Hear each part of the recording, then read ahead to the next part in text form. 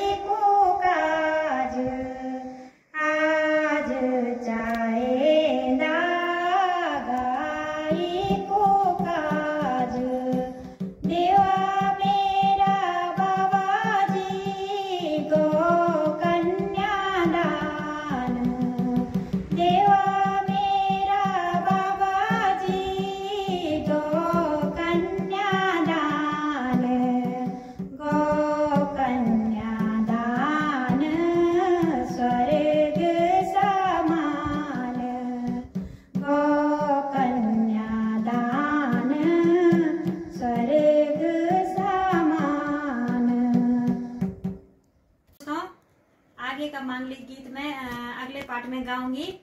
और अगर आपको अच्छा लगे तो मेरे चैनल को सब्सक्राइब करना, लाइक शेयर और कमेंट करना। मेरे चैनल का नाम है मंथन ब्लॉग रजनी रमोला। धन्यवाद।